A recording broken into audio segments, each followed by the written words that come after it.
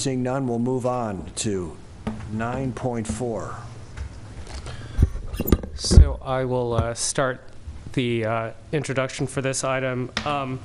At your December 6th meeting, Councilmember Martinez had proposed that, and the City Council had agreed to consideration of a resolution declaring the City of Emeryville a sanctuary city.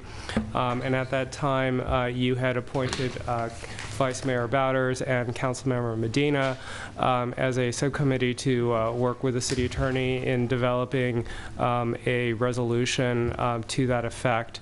There was also a timing issue in that the council thought it important to adopt a resolution declaring the sanctuary city status prior to the inauguration date, and then also at the same time to consider any further actions that the city might take to that effect at the same time, so at this meeting as well. And so staff worked with the subcommittee, developed the staff report and the resolution that you have before you. And with that, I will turn it over to the subcommittee to present to the rest of the council. Thank you. You want to go first? I have it printed out. Oh, you don't have it printed out? No. Well, do you just want to make some general remarks about it? Oh, yes. We felt in the current political climate, it was important to assert that Emeryville is and continues to be a welcoming place, not just a sanctuary city, but in fact one that actively welcomes an immigrant population and has city policies that reflect a sense of safety and openness. We drafted this measure this resolution for prior to the inauguration, but we can look more seriously at specific policy changes we might want to make in the upcoming year. And I'll just add to that I enjoyed, thank you, Councilmember Martinez, for bringing this up. It was a very important issue, and enjoyed working with Councilmember Medina on this. There's just a couple of things I would add that the staff provided for us in an update. One, there is a question about the fact that there are a couple places in federal law where, and state law, where we're required to comply with existing law that trumps whatever we would do as an ordinance or as a resolution. And by not having a clause at the end of each of these whereases that says except as otherwise provided in law, the resolution doesn't subvert existing law. It doesn't change those things. So for members of the public who may be at home watching this, this resolution does not contradict existing law. It's subservient by operation of law to those laws. So I want to reiterate that the City of Emeryville is not looking to act outside the scope of what is already required of us, but that we are simply stating through this resolution what our core values and beliefs are as they relate to all people who are entitled to equal human dignity regardless of their place of origin or their documented status here in this country. Staff also provided us kind of an overview look back in the updated version. I appreciate the time that was put into that, of what the fiscal, there's been a lot of federal discussion about withholding monies to local jurisdictions that will not comply with requests from Immigration and Customs Enforcement to deport. Now, Chief Tejada is here if we have any questions, but it is not a standard practice for local law enforcement agencies to engage in that behavior. That is left to federal agencies. That being said, we felt it was a diligent thing to examine what monies we do get as a city. Most of the funds come in the form of community development block grants. These are smaller amounts of money, one-time applications in most cases, where a city department applies for funds for a specific purpose. And so there are a number of them that are listed there for you. You'll see that they're not a lot of money year over year. There are a couple places where we have had, there are more significant amounts of money, two in particular that I want to reference, and a third that's not ever been applied for but is out there, and I just want to discuss them briefly. The first is the Department of Transportation. We, this last year, received about $490,000 in federal money from the Federal Department of Transportation. The second is that we received a one-time grant of $600,000 for our work related to pre-disaster mitigation tied largely to the ECCL and the completion of that project. So that $600,000 that we have has already been paid to us. We are not looking at this time to have any other funds in that category. Department of Transportation funds could and may be ongoing, but the reality is that those are a pass-through through the state, and with so many other of our neighboring cities being part of a regional transit collaborative, it is very unlikely that the focus that the federal government has on jobs and business and other things going forward would deprive transportation funds. It's not an impossibility, but it's not likely. So we just wanted to bring that to everyone's attention. Finally, FEMA is always a possible source of federal funds, and this was the one I appreciate staff raising the flag on this, because we have not sought FEMA funds in the last 5 fiscal cycles for any reason, but we are in an earthquake and a flood zone, and so those exist as possibilities. My personal view on this is that it would be political suicide for any federally elected official, the president or otherwise, or the president-elect, I should say, or otherwise, to withhold federal funds from a local jurisdiction that has faced a natural disaster. Many years ago, I was a disaster relief director, and I worked on Hurricane Katrina in Plaquemine Parish, Louisiana, and I can tell you that if FEMA money does not show up the moment after a disaster happens, there's already chaos. So I find it highly unlikely that we would, we and all the other cities that have this type of provision, if we pass this resolution, would be deprived of federal assistance. So with that, I did some research on it. If people have questions, I'm happy to answer them, but I'd like to add that there's about 347 cities in the United States that actually have policies on the books that would reflect sanctuary city policies.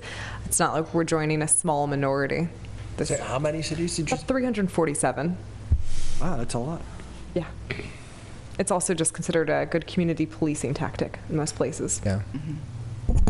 I just want to add, I want to thank Vice Mayor Bowders and Councilmember Medina for putting this together. I think it's a really strong resolution. I did ask in December for our lobbyist at Townsend to provide some analysis on sanctuary city status and how that might affect federal funding. And he came back with an email to me, and that he copied Carolyn on as well, with an analysis that provided that federal funds in danger would be somewhat limited. That, you know, on the spreadsheet, what I'm seeing we might be sensitive to is our COPS grant, which, you know, we have an application out that we haven't had approved, but future COPS funding could be affected, and then anything, of course, related to immigration. Everything else, they were firmly of the opinion that statutory changes would have to be have to be made to in the House and the Senate, which, as Vice Mayor Bowders alluded to, is very unlikely, and is a process that could take years, even if it ever began. But I think that we're in a good place with declaring ourselves a sanctuary city. I think we're in good company, as Councilmember Medina mentioned, and I strongly support the work that you've done, and I thank you.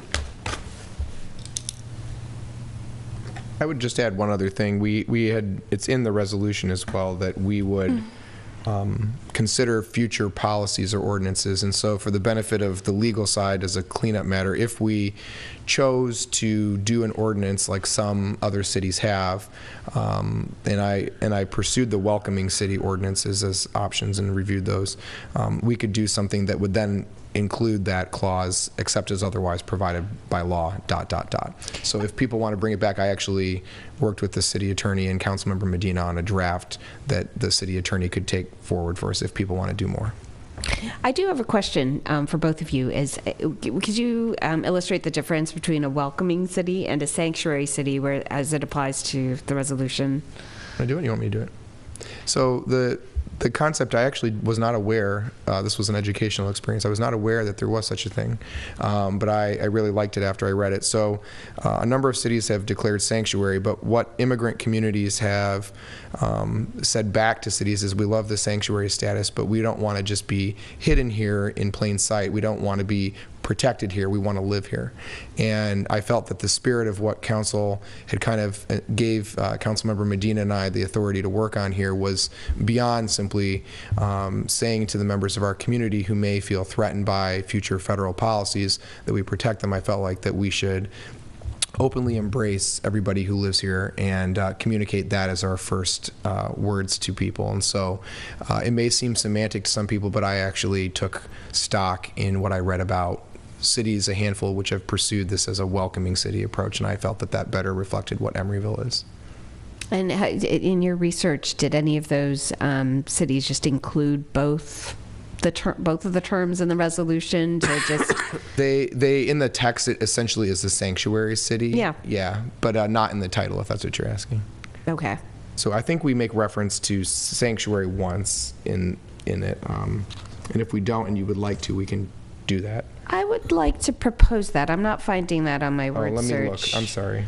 So I'm going to chime in while you guys search. I actually really liked the term welcoming and felt it was much more inclusive. And I like it too, and I understand its purpose, but just for the sake of aligning ourselves with the mass of cities that are doing both, I would certainly want to be included on both sides of that Venn diagram. I don't see what it was, and we may have removed it when we made edits, but I don't have any problem with that. There's not a policy reason why I omitted the word sanctuary. It was just, it wasn't. Would you be open to absolutely. in the title or in the first whereas adding sanctuary as a welcoming and sanctuary city? I would absolutely support doing that. Yeah. How about both? Yeah, I think saying in the title and the first whereas. Yes. I'm fine. And then welcoming everywhere thereafter, although I'm not sure if it actually It's comes in up the resolution part at the bottom. There it is. So I then to our city attorney, I would add welcoming and sanctuary to the first resolved. So to be clear, I want to make sure I'm capturing this correctly. You would like to add the word in the first resolved, clause 1, City of Emeryville declares itself to be a welcoming and sanctuary city? Yes. So do you want, Diane, do you want to do that in numbers 2 and 4 as well? Oh, are they all down there? Just a couple of them. Public comment. Right, When we're right done after discussing. have something that you can comment on. Yes, I would add it to 2 and 4. And then 7, it's in 7. 2, 4. Yes. In all instances, Okay. welcoming and sanctuary city. And then And the to title. clarify, and in the title as well? Yes. And in the first whereas clause as well? Correct. Okay, thank you. so I was going to wait until after public comment to make another editing thing, so I'm going to do that, but I have another edit I'd like to make, and we can talk about it then. Okay, we ready for public comment? Sure. Okay, public comment.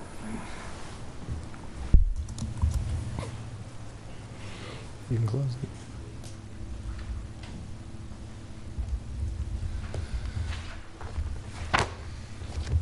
Only to say thank you very much for doing this. Thank you.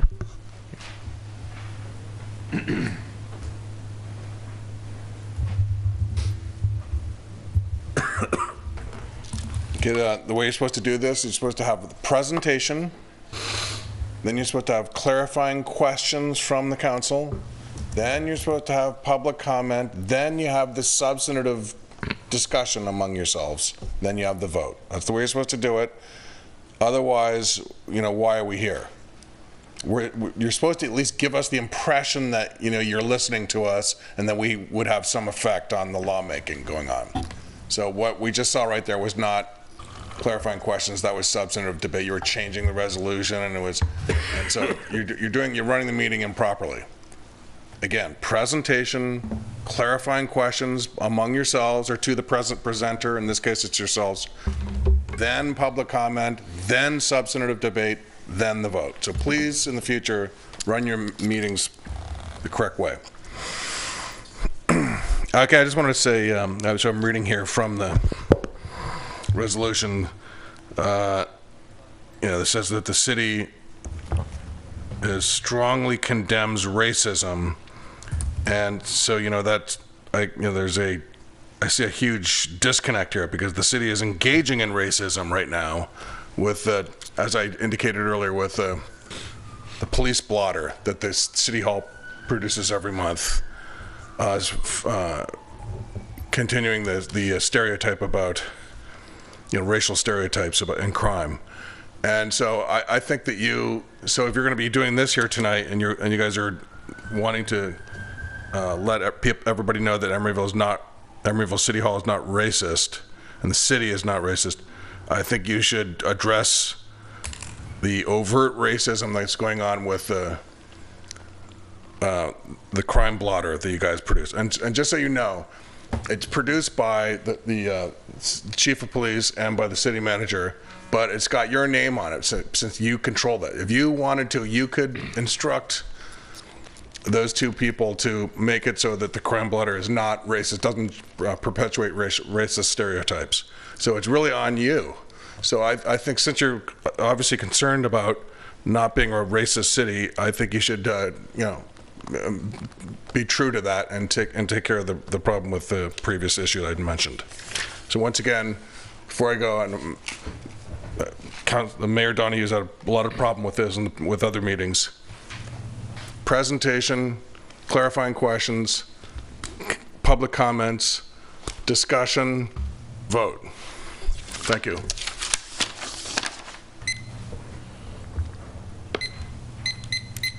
Any other public comments? Discussion. So, just some wording choices on Resolution 3.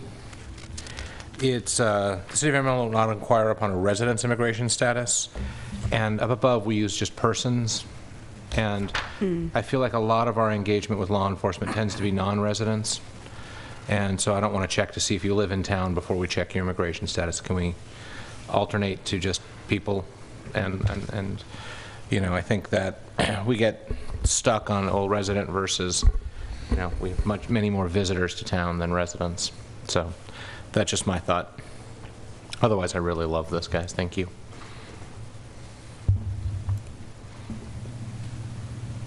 You have any comments, Mayor? Any comments about that suggested change? I agree with that. I agree. Agree. Did you have a comment? I just note, Councilmember Pats had specifically pointed to number 3, although I will note that the term resident is used throughout. It is. That was the one that stuck out as, you're not filling out a form or something where it would be somebody who lived in town. So you're specifically talking about... I'm happy to change it throughout, but that was the one that stuck. That's the one time I could find where it really seemed to matter. So the only thing I would be careful about is, I'm not opposed to it in number 3, but if you look at number 2, the use of it the second time in number 2, all city services will be accessible to all people regardless. I guess we could imply it. I just don't want to make it so broad that we imply that people who are not eligible for a program in the city. Right. People in Oakland think that they can come in here and apply for a city program for a city resident. Right. I don't disagree with your use of people, but yeah. I just would be careful about replacing it everywhere. So, we could potentially, is it safe to instruct staff to use it where it would not legally impact the provisions of a program? Is that a fair instruction? Sure, if that was the direction. Is that something you're okay with? Yeah, no, that's exactly what that's why I singled out 3. Okay. Is there other places residents seem more appropriate? Okay. Yeah. Well, maybe only change 3. Maybe only 3. Maybe, yeah. And that's the one that speaks to law enforcement, so I support what you're saying. I'd support just changing 3. Yeah. Simpler. Well, I will, if no one else has comments, I'll make a motion. Mm-hmm. I'll make a motion to amend the resolution and approve it, but to amend it by adding the words "and sanctuary" in between the words "welcoming" and "city" at all references throughout the document. Mm-hmm. And then in resolution number 3, replacing the word residents with the word persons. Will not inquire upon a person's immigration status. And that would be my motion. Seconded. So we should second it. Does that seem clear enough for staff? Yes, I think I have it. Thank you. Okay, so moved by Vice Mayor Bowders, seconded by Councilmember Medina.